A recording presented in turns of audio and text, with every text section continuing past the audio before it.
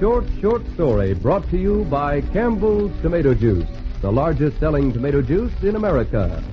Today we bring you Success Story, or Bernice Morgan Presents, a little glimpse behind the scenes of the theatrical profession.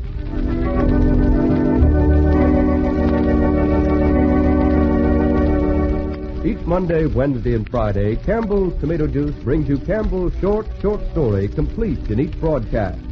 Today's Success Story stars Betty Gard as Bernice Morgan.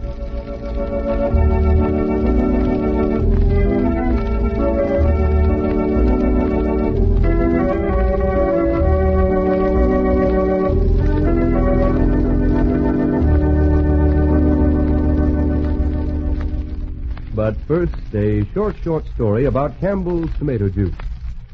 Well, the other evening, I was calling on some friends, Frank and Betty Walton. And Frank said to me in the course of the evening's conversation, "Hey, George, how in Sam Hill do you ever find so much to say about Campbell's Tomato Juice? After all, tomato juice is pretty much just tomato juice, isn't it?"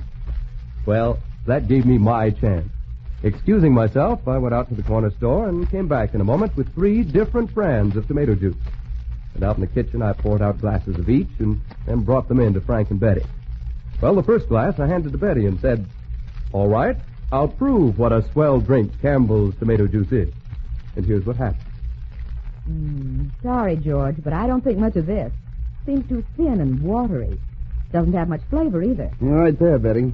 It's pretty dull to me, too. Well, so much for tomato juice number 1. Now, Frank, let's hear what you think of the next. Well, this is better than the first one, but this doesn't seem to have much oomph to it either.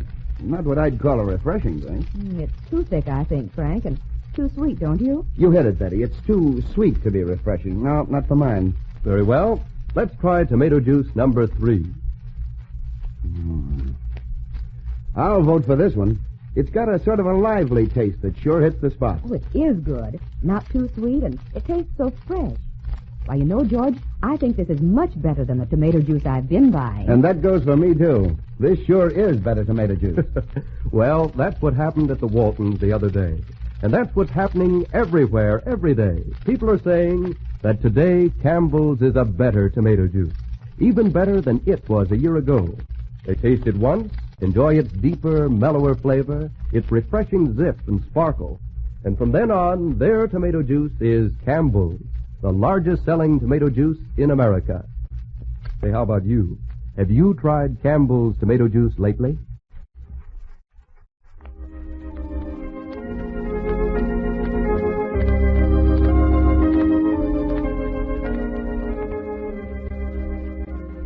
And now your Campbell short story, Success Story.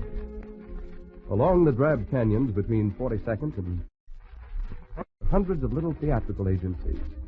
In the rather dingy-looking reception room of the James LaRock booking agency, the faded gaiety of rose-colored walls are smudged by the shoulders that have leaned against them. There's a table scarred with cigarette burns, holding a few dog-eared movie magazines and ancient theatrical papers. Everyone's talking at once. But when the inner door to Mr. LaRock's office opens and that gentleman appears on the threshold, the conversation stops. Every head turns expectant. Every face with a fixed smile. No more casting today, folks. If you haven't an appointment, you needn't wait. Come on in, Jerry. How do you do, Mr. LaRock? Oh, dear, he didn't hear me at all. As I was saying, Mr. Burton, one just can't let people down. And LaRock is such a charming person. Definitely charming. Yes. Splendid fellow, Miss Morgan. I find it so hard to refuse him. He absolutely insisted that I drop everything I was doing and rush right down to his office. Really? Well, to continue my story, I was understudying the lead at the time. You recall the offering? Poor LaRock is dreadfully worried I won't take the part he has for me. You know, when one does a successful bit of work, one is typed immediately. Yes. I played the housemaid in Talisman Rose 4 years ago. You remember that, of course. I can't say that I do, but this thing I was doing... You don't recall Talisman Rose? Well, it must have impressed LaRock. Of course, I shall insist on a 2-week clause in my contract. I have something much more important coming up. Yes, of course. Well, as I was about to say, this thing I was doing had a rather good press, too. I remember some of the criticisms of my work were distinctly... How lovely. Talisman Rose had a wonderful press, too. Oh, but pardon me, Mr. Burton, I interrupted you. All right. Tell me, what have you been doing? Oh, I've been very busy, quite busy. Rather an extensive run last summer. Keeping my hand in, as it were, just keeping in trim. Dear old summer stock. Yes. I suppose one must do it occasionally. I imagine you found it rather grim at times. Well, I was doing mostly character bits.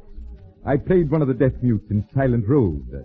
One does get typed, as you say. Why, darling, how delightful. Yes, it was a mystery play. I was killed in the first scene. Lovely. I mean, getting the part and so on. Yes.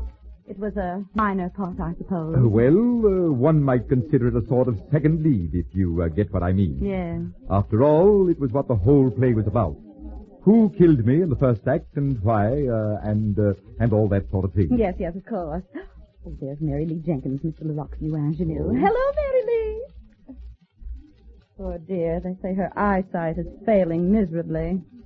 You were saying, Mr. Burton? Yes, as the murdered man, I was in every scene. Actually remained on the stage throughout the play, and quite noticeably, too. Wonderful. I've been considering a similar role in a new production, but of course, if LaRoque needs me, I shall... Excuse me, Mr. Burton, an old friend of mine just came in. in. Of course. Why, Jean Ransom. Jean, darling, of all people. Bernice Morgan, I thought I recognized you, but I wasn't sure. How are you, dear? Just perfectly splendid. Why, it's been years since I've seen you. If this gentleman will just move over to the next chair, I'll sit down here. Oh, all right. Thank you. I don't want to take you away from the friend you were talking to across the room. Him, that stuffed shirt. I'm just dying to get away from him. He was telling me how wonderful he was as a corpse in a mystery play. My dear, it's perfectly amazing the amount of bluffing that goes on here. Okay, Mary Lee. Come on in. Oh, Mr. LaRoque. He didn't see me. The poor man is so rushed. Do you know him real well, Bernice? Jimmy LaRoque? Who doesn't? Dear, delightful Jimmy LaRoque. Imagine him still running the same little agency. I was amazed to get a telegram from him, but it seems he must have me for that new production of House Divided. Really? Isn't that lucky, Bernice? I might say rather lucky for him, Jean. He was just in time. I was about to sign up elsewhere. You're going to get the lead, aren't you, Bernice? Oh, I presume so. I suppose it means canceling my radio work, but first come, first served, you know. But tell me, darling, it's been so many years. What have you been doing? You mean since the dramatic school? Yes. Well, not very much, I guess. I haven't had much opportunity. My dear, the world is full of opportunity. Oh, for you, I know. You're right here in New York, but you see, I've had my little boy to take care of. And... Your little boy? Yes. You knew I was married, didn't you? No. How lovely. Someone from back home? Dan Summers. Dan Summers. Yes, you remember Dan. Oh, you must. He spoke of you so often. He used to tell me that you were his great heartthrob back in our hometown. But perhaps he said that just to tease me. Dan Summers. You're beautiful, Bernice. You flatter, Dan. Bernice, I love you. Dan, you mustn't. Bernice, marry I me. must follow my career, Dan. I'll wait for you always, Bernice. Dan, where are you? I need you now.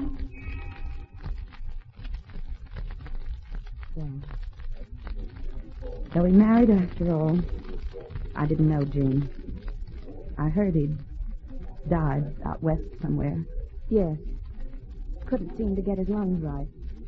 I took care of him for 10 years. Poor Dan. Then there was the baby to take care of. Dan's baby. Made a difference, you see. I might have had a decent career here in New York, but there was always Dan and the baby. But I don't regret it. I suppose he looks like Dan. Oh, the baby.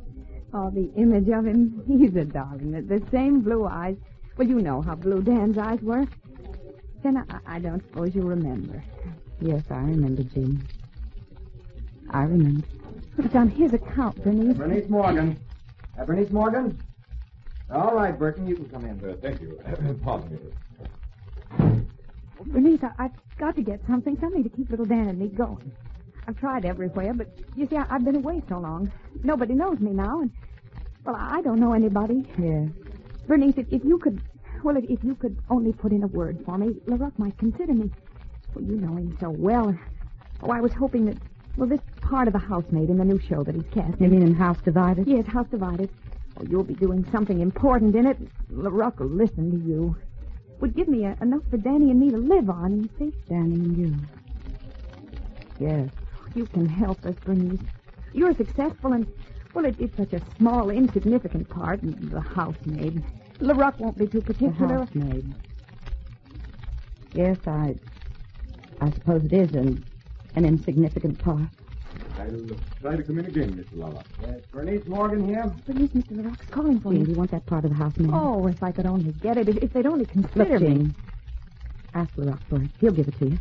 They have to have someone right away. Anyone. They're in a terrible rush. You go in and see him. Tell him I sent you in and that I have to run along. Bernice Morgan. Go in right now, Jean, and I'll keep in touch with you. I'll write you care of LaRock. But where are you living, Bernice? Well, I'm stopping at the Carlton, darling, while my apartment's being decorated, you know. I'll get in touch with you real soon. Goodbye, Jean, and kiss little Dan for me.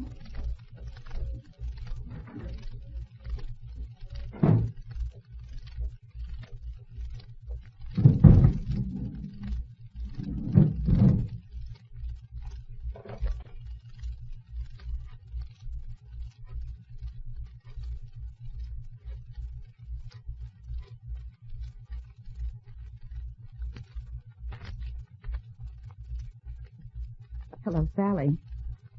This is Bernice. I'm so glad I got you on the phone instead of Mr. Stark. Sally, did he find someone yet? No. No, I didn't get it. There was someone else ahead of me. Yes, someone I knew a long time ago. Will you, Sally? Yes, tell Mr. Stark I'll be right down. Yes, before the lunch hour rush. Sure, I'll take my old tables back. And Sally, thanks a million for lending me your caracal.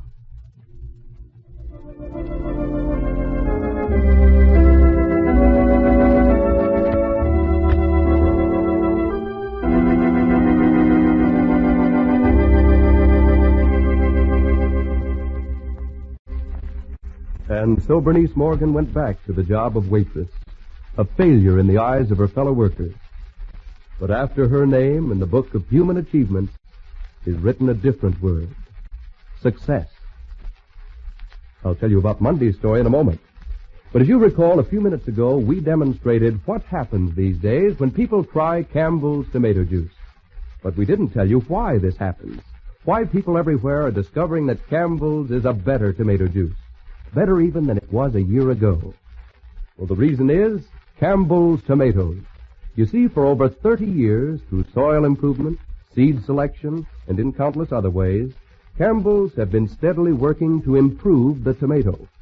And how well they've succeeded you can tell with your first taste of Campbell's tomato juice today. You'll find its flavor deeper, mellower, more garden sweet, because Campbell's canning process helps retain the luscious flavor of these fine tomatoes. It safeguards the fresh tomato vitamins, too, so that today there's no better balanced vitamin drink than Campbell's tomato juice. Why not let your family enjoy it often? Remember, Campbell's, the largest selling tomato juice in America.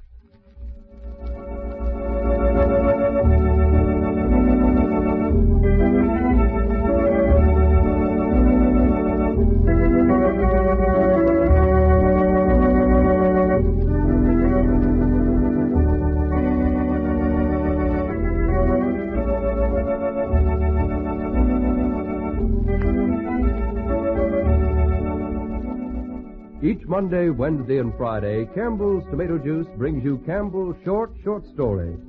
Monday at this same time, our story will be Flat-Footed Angel, the story of a well-known man whom nobody knew. Flat-Footed Angel stars Helen Clare of the Broadway stage. This is George Putnam inviting you to tune in Monday for Flat-Footed Angel, presented with the compliments of Campbell's Tomato Juice. Now, please keep listening for Life Begins, the story of Martha Webster, which follows immediately.